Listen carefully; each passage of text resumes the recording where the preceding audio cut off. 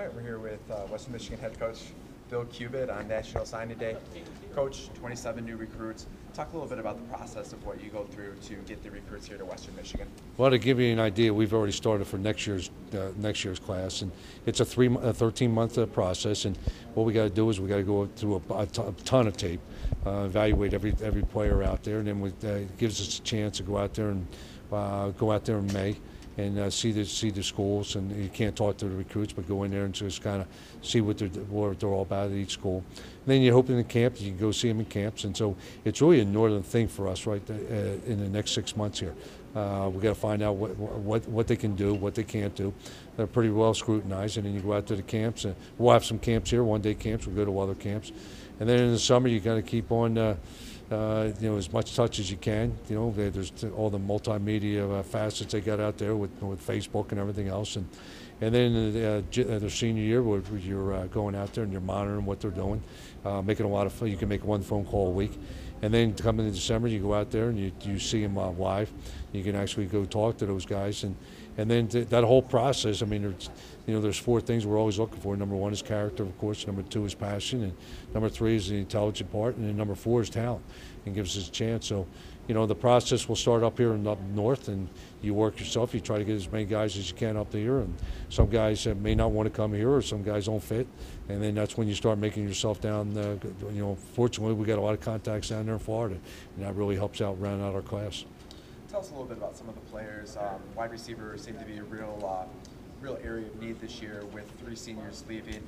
Just talk about the wide receivers that were brought in this year, especially with the wide receivers that we had that you brought in last year's recruiting class. Yeah, well, I think the big ones right now are, Eric Monet, we put him on scholarship, and he's done a great job there, and Josh Schaefer.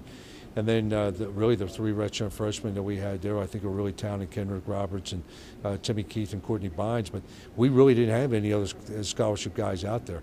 There were a couple of guys. Now, A.J. King was part of last year's class, but he had that knee injury, so we gray-shirted him, and we lost one other one that needs to go to junior college. And so that was a big void out there. And so our feeling was to take a couple JC guys, and then fill the rest of the class with high school guys and kind of space out the classes. And so that your matrix is, there's some seniors, there's some juniors, and of course there's going to be a lot more freshmen that you would like there. So really fortunate we got Jamie Wilson. That's a huge gift for us. It was a guy that when we first went down, they all told us that we have no shot at. Even the big 3 in the state were after him. So fortunately he fell through the cracks there for us. And then we got Justin Collins and Darren Duncan, the 2 JC guys. And then with the other 3 high school guys, that really helps us out, and then spacing out some of the classes. And then we don't have a big need on the offensive line because we only lose 1 guy. Now next year, that's going to be a bigger need. So we got to make sure that we go out there and we get those guys there. But you never want to play true freshmen. But we think we got three guys that I think are going to be pretty good players: in Ben Davis and Taylor Moten and Nick Roach. You just talked about how you don't really like playing true freshmen, but we know in the past that you have. Anyone from this recruiting class that you could see making the immediate impact next year? In the receiving class? Or out of anyone? Yeah, I think a lot of them do. Offensive line, you don't want to do it, but I think every other one, there's a possibility. You never know. We got 2 really talented quarterbacks. I think Joyner at the running back's got probably a chance to go out there and play with his talents. The wideouts, I think they all got a chance. You never know what's going to happen there. Defensive linemen, the same thing. There's opportunities there. The 2 JC guys we brought on linebackers, we're really expecting those guys to play.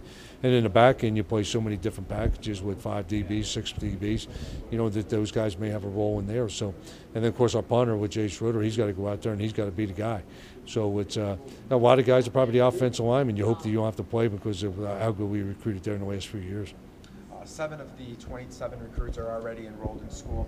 Would you like to see more of the athletes get enrolled in school early, or is it just get as many as you can? Well, I think I'm not real big on a guy that's in his senior year coming in mid-semester. I think but the other way is not too bad because we've had, when we have 4 of these guys there, what they look different than what we did when we recruited them.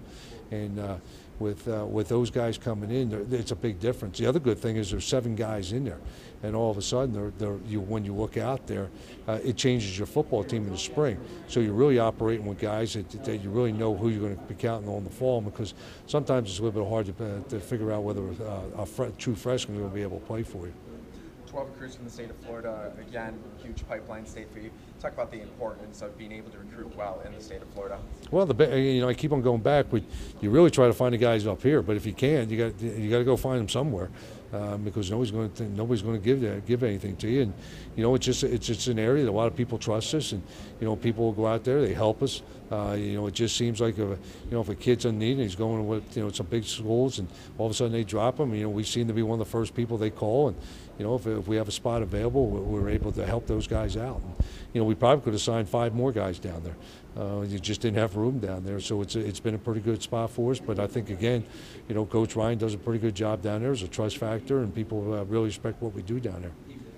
Again, only 2 from the 2 recruits in the state of Michigan. Would you like to have more from the home state here? Yeah, it'd be a lot easier. I mean, you don't have to travel as much, and but the exact same thing. It's you bring them into camp, you evaluate them, and you get a little better evaluation here, I think, and you go out there in the camps and see those guys out there, and there was a couple in there that kind of we had to turn away a couple at the end there, but my biggest thing is I really don't think people really care where they're from, just as long as they can play, and you take the best players and you go through the evaluation process, and if it's equal, you take a guy up north. If it's not equal, you take the best guy. Getting back to taking the best guy, would you consider taking someone who was say a 3-star recruit over a 2-star recruit who maybe didn't necessarily fit the system as well as the 2-star recruit? No, I don't. Those stars to me, I saw an NBA or an NFL draft. I think it was 2 years ago. The top 100 that the Rivals was really exciting because they had 47 guys that had 4 stars or better, and I'm looking at it and go, well, that's 53 guys with 3 stars or less. And that star business, I still don't understand it. I look at Taylor Moton. Taylor Moton has 0 stars, an all-state guy. He's 6'6" and he's 275 pounds, and he's a great player. So, either somebody bypassed Okamus or somebody doesn't know what they're doing. So it doesn't. That has no effect to me at all. Are these 27 recruits going to be the final? Can we expect to see any more added to the roster by the time the season starts up and practice starts up in August? No, fortunately, we're done. We got enough for scholarships. We gave Eric Monet, who's done a great job, and he was a walk-on. He deserved the scholarship, so he filled the 85 in there, and we can't sign any more initials. So this is basically the class. All right, you're all done. What's your plans next? 7:36. Okay, I got a flight going down to Florida, and that's we need to get away. We need to get some time off, and it's just for the last 3 weeks. I mean, you're operating on 5-6 hours sleep, and 7 days a week, and the staff needs to get away. They need to rest up a little and just get refreshed, come back here, and get this team ready for spring ball.